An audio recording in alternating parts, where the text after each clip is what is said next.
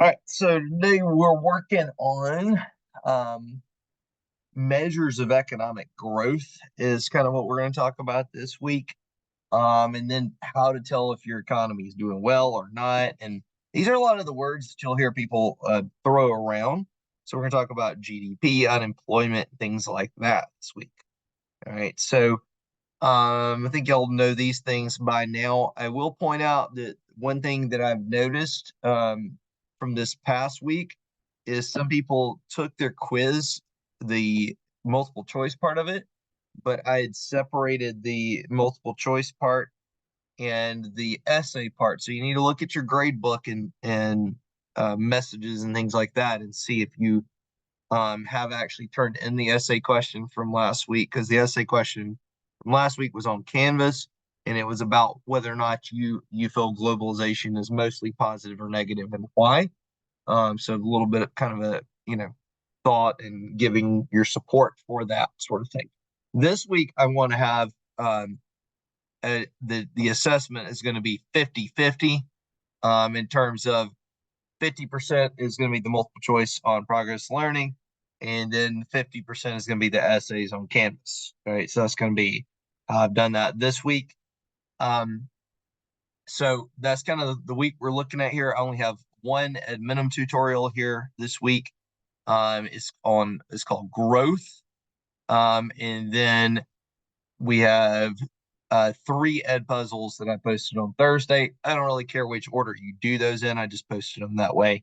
And then the lesson on Wednesday will be the second part continued what I'm talking through today. I will tell you, just as a sort of be aware of this, that some of the examples in the ed puzzles in terms of inflation is what I've used to make the essay questions for the quiz on Friday. In terms of some of those examples are in there as kind of the basis of the question. All right, so what the standard we're working on this week, the primary one, is identify and analyze important economic indicators and data used to judge the economic well-being of society. And then how individuals, businesses, and the government and the foreign sector, meaning trade, interact, like interaction of the things, and how economic indicators such as GDP, unemployment, and inflation are used to measure the health of an economy. All right, pretty interesting topic overall. So we're going to consider how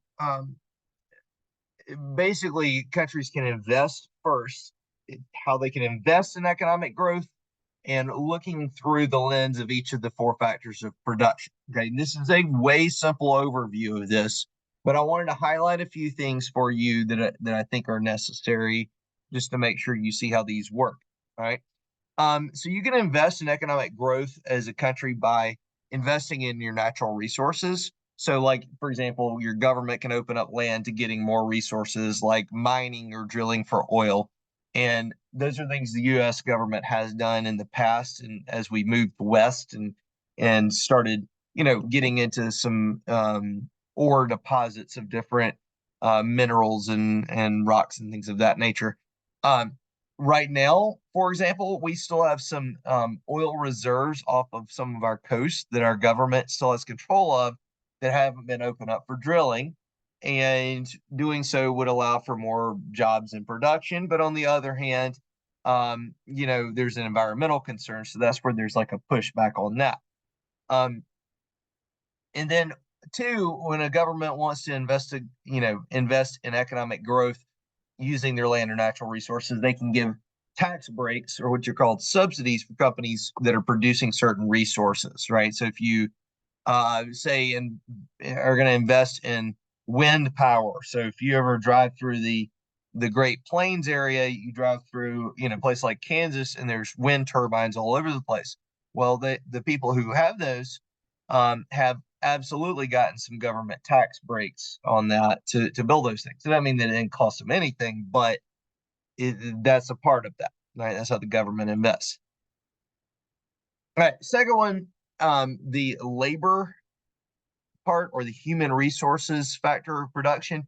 So governments can invest in things like education and healthcare to improve their economy. How does that improve your economy? Well, if you invest in your education, that, you got more educated workers who can do more stuff, have more skills, they can do things more efficiently, they can come up with new ideas, and that does improve your economy. Okay, so to kind of show you the proof of that, I'm going to show you a chart. Go away and get out of there. There we go. So right here, this is a link that I have on the slides here. I think it's pretty interesting. It's on a site called Our World in Data. And what it's doing is comparing literacy rate versus GDP. So literacy rate is the percentage of, basically adult people who can both read and write with relative understanding at a basic level. GDP per capita, I'm going to get into in a little bit, but that's basically the amount of money made per person. And notice here, it's at 2017 prices. So when you look at it, you see, oh, but those dollars were different. No, because they're comparing them to 2017 dollars. So, for example, if we look at, I have a few of them selected here. So Haiti has really struggled, okay, over the years. So Haiti, if you'll notice from 2003 to 16, their amount of money per person has only gone up like $150, and their literacy rate has gone up just a teeny bit, right? All right. On the other hand, if you look over time, say take Honduras here, Honduras has gone up in literacy from 80 to 88, 89% in the last 20 years, and their GDP per capita has gone up about $1,500. If you take Costa Rica, and get it over Costa Rica if it'll let me. There we go. So in the last 20 plus years, Costa Rica, if you'll notice, almost everybody there can read and write, right? Going from 95 to 98%, and their amount of money per person that they're making in their country has gone up like $7,000, $8,000. Okay. So if you'll notice, one, that the GDP per capita tends to be higher the more educated the people are, right? And that the more their education tends to go up, the more their GDP per capita goes up. And I'll show you a couple more here. Like China, for example, um, their literacy has gone up by 20% in the last 30 years, and their GDP per capita has gone up like times 15. Right. And there's other factors that go into that too. Um, Turkey has had their literacy go up from 79% to 97%, and their GDP per capita from 12,500 to over 28,000. So the point being that if you look across the board, you notice the kind of the tendency has been that same direction up the chart, right? And even in some ones that have done really badly, for example, Burkina Faso in Africa, almost nobody could read or write in 1991. Still only a third of the people can, but if you'll notice, their GDP per capita has doubled in that amount of time. So they're not doing great, but they're better off than they were before, right? That's kind of the overall kind of, you see that going sort of, that sort of pattern, I guess is what I'm trying to get you to see here. All right. So that's the labor part.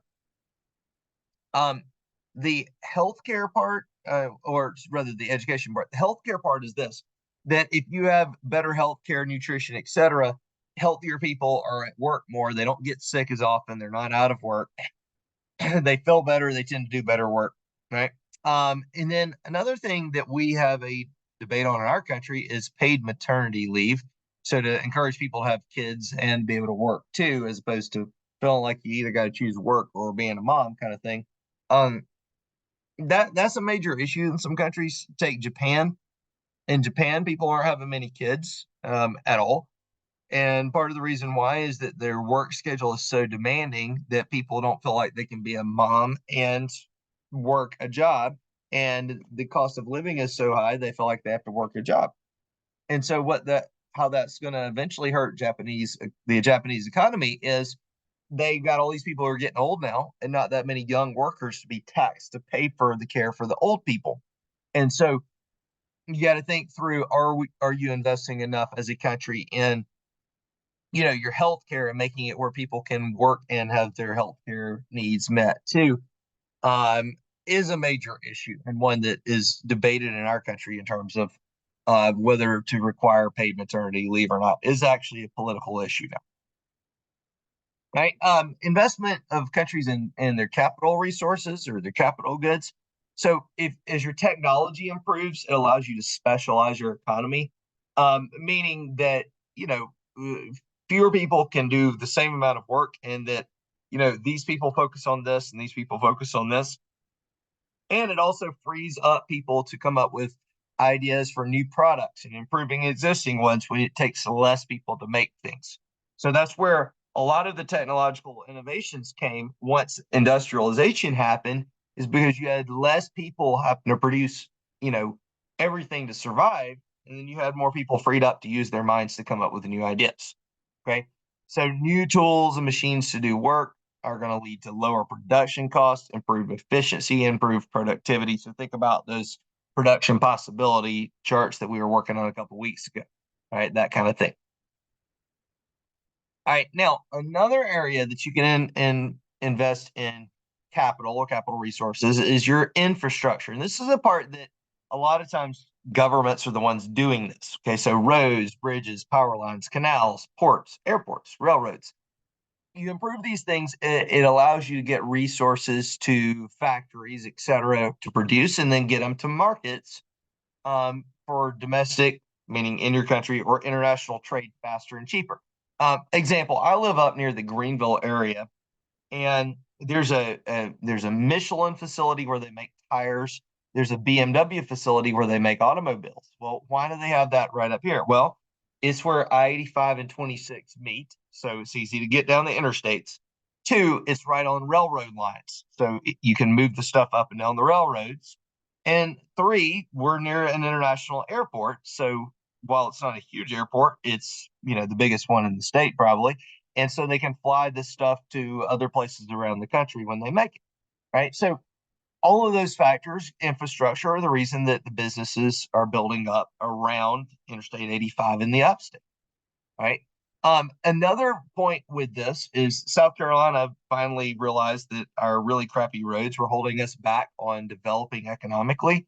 And so that's where, in the last few years, they went up on the gas tax, which, I mean, not that we like to pay more money for gas, but at some point, if we want better roads and a better economy, that's kind of one for me that I've been a big fan of, is that we had to do something with that.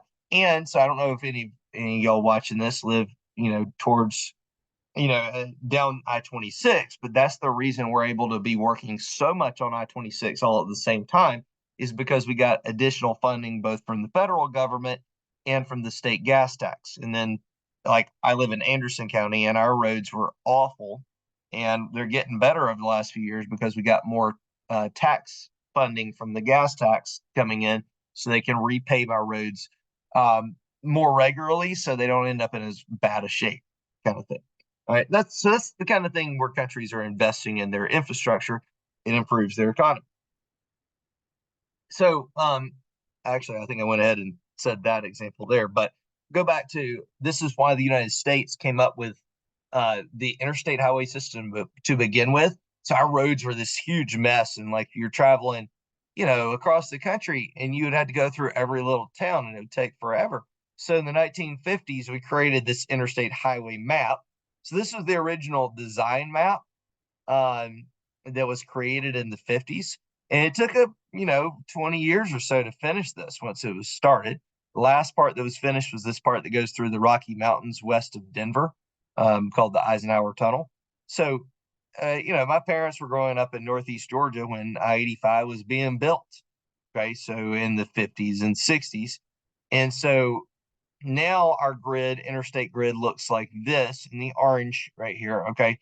And so it's a lot more than it was originally, obviously. So where I live in the upstate, there's a little interstate spur called 385 right here.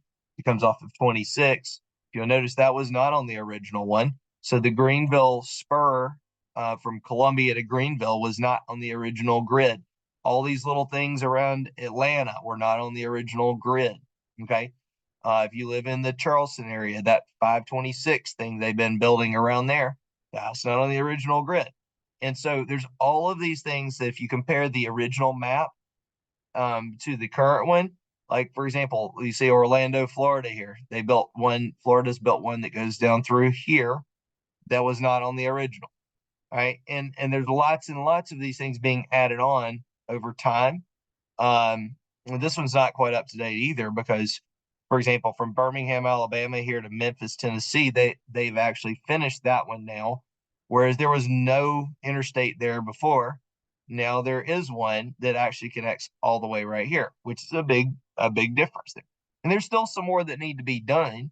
But just the point is they're still working on that. One that's in process here, if you live over towards Myrtle Beach, there's one that's going to be built that goes, if you see going through North Carolina here, this way, there's one that they're building that goes that direction that's taking some time, but we're getting there eventually. All right. So again, widening interstates and creating new ones continues for the same reasons we started to begin with. It helps with economic growth, travel, trade, etc. All right. Okay. So now let's look at 3 measures of economic growth or well-being, economic well-being, health, etc. of your economy. All right. So we're going to go through the 3 of these: gross domestic product, unemployment, and inflation. So we're going to discuss each of those 3. Then we'll talk about the good and the bad and economic growth and health, like recessions and depressions and stuff like that. All right. So the first one is standard of living, which is basically as it says here, material well-being of the average person in a given population. Like, how good is your life? Do you have what you need? Do you have your necessities? Do you have some luxuries that you don't have to have? Like, so food, clothing, housing, basic hygiene needs, security, education. So basically, the amount of goods and services we have, the higher that is, the higher the average standard of living. Okay. And look, we do have a lot of poverty in our country and especially in our state.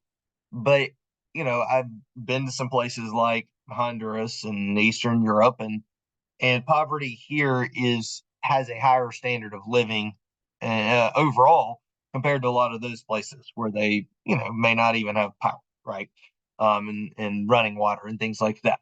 Okay, so it's relative to what our expectation is as well. So the standard of living that we have, right? Now, one of the measures of standard of living that is used a lot of times is GDP. Okay, so GDP is a core economic term. We've run across it a few times already, but we'll talk about it for a minute here. It's the total monetary or market value, the total value of all the finished goods and services produced within your country in a specific time period. Okay, so usually they'll talk about your GDP for the year, right? The total value of all goods and services you produce. So it's a measure of your economic activity made up of consumer spending, which is people buying stuff, right? Government spending, investment, and your net exports, meaning relative your amount that you sold versus the amount that you bought. Okay, now what usually happens is we tend to talk about GDP in a slight using this term, GDP per capita. Okay, here's why. The GDP just tells you the total value of all the goods and services, right?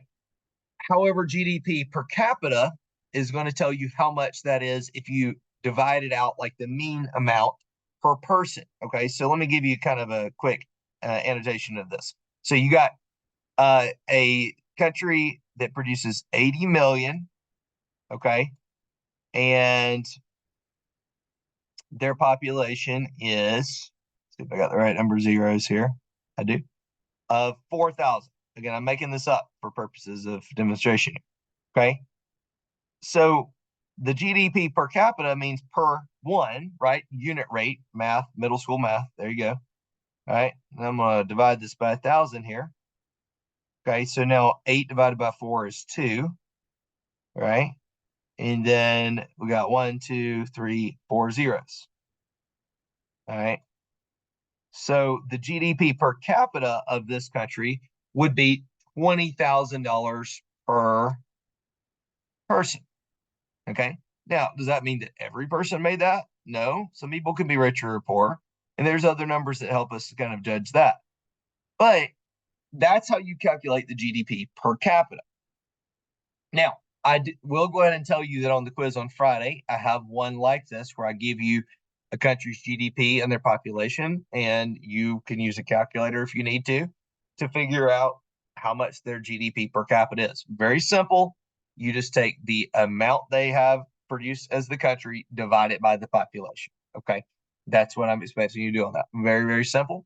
Let me know this week if you need some help with that, but I think it's pretty straightforward. Now, here's the reason I'm pointing this out to you, because I think that it's important for you to recognize the difference between those two numbers to know that the GDP per capita is a more useful term. Okay. I'm gonna show you an example of this. I'm gonna give you two countries. Okay. I'm gonna take Finland and Bangladesh. Okay. And I want you to notice the difference between the GDP and the GDP per capita and see why the GDP per capita is more informative. Okay. So right here. Okay, so Finland is in Northern Europe. They have a population of about 5 million people. Their overall GDP is $297.3 billion.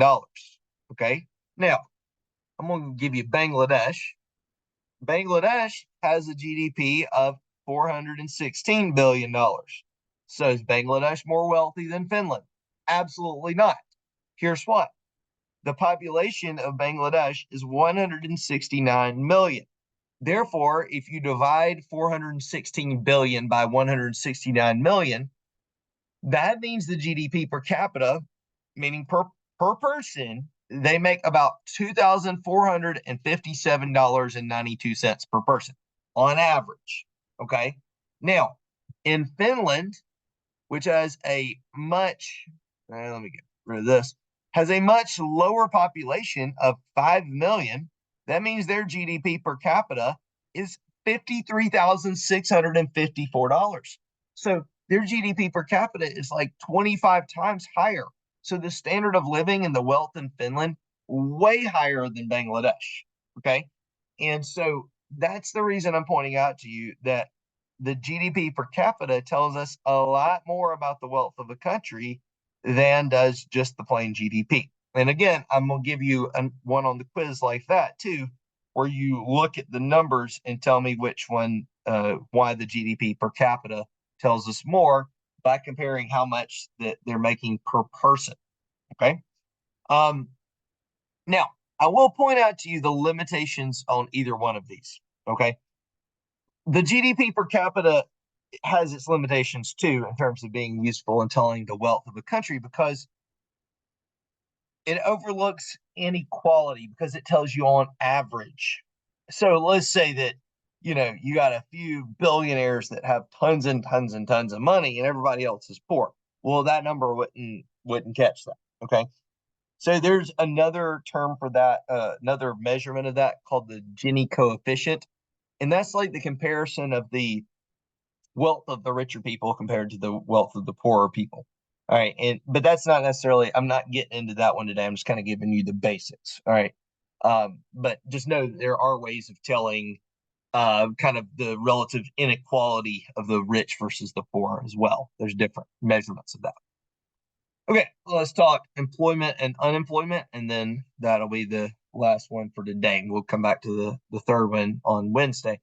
So the second measure of economic health and growth is unemployment. So the first was GDP.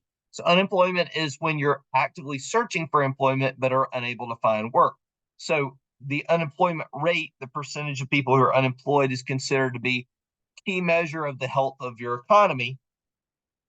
So basically here, notice it's people who are looking for work and can't find it. Okay. So there's never going to be, a few things to know here is there's never going to be 0% unemployment, because there's always going to be frictional and structural unemployment that's always going to be happening. So maybe people decide they want a different type of job, right? They're going to switch careers. Then in the meantime, there's structural unemployment while they're training for the new career or something like that. All right. Frictional unemployment, right? They've quit. Now they're looking for a new job, right? So some of that's going to happen. All right. And so even if you're at full employment for your economy, like really as much employment you're going to have as 2 to 3% unemployment, because there's going to be some of those types of people moving around, finding different jobs and different careers. Now, cyclical unemployment, right, is more of where you're in a downturn of your economy and it's not going that well, and people get laid off because the businesses have to fire instead of hire, right? Now, there is a fourth type of unemployment that is called seasonal unemployment. And so that's where you got people, sorry, Yachty. You have people who are working in jobs during holiday seasons, or farm jobs, so they don't work much in the wintertime or things like that. Those would be considered seasonal unemployment. All right. There's seasons where they're employed a lot, and then there's seasons where they're not. That's a different type of thing, too. Okay.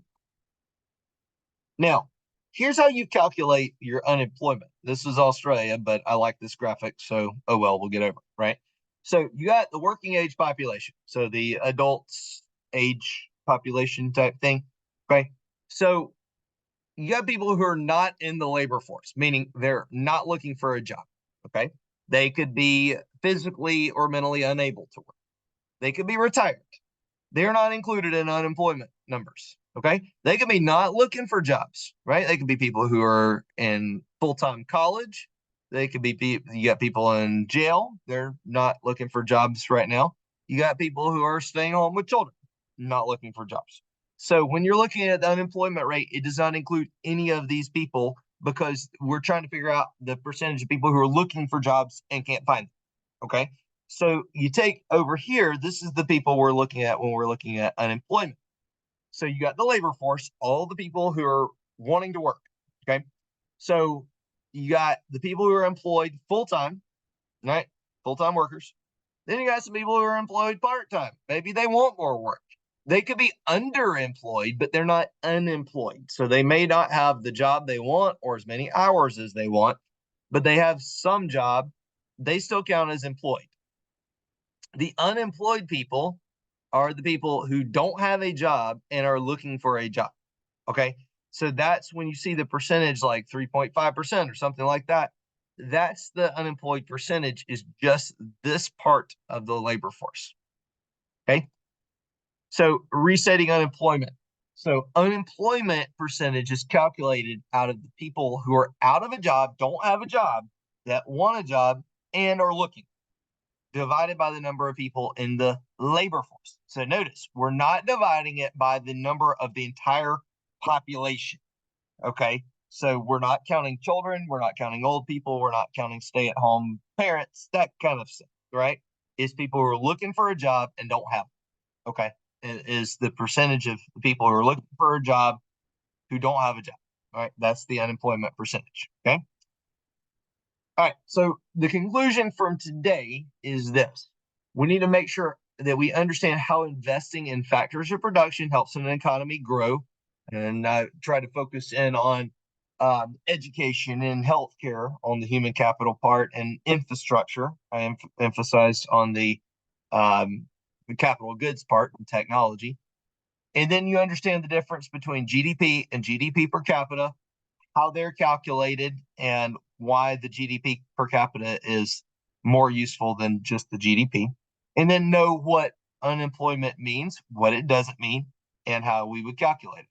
All right. So that's kind of the things I wanted to make sure that you got out of today that will help you with your M&M tutorial and your ed puzzles. And we'll come back and we'll finish that next time, and talking about inflation and things like recessions and depressions.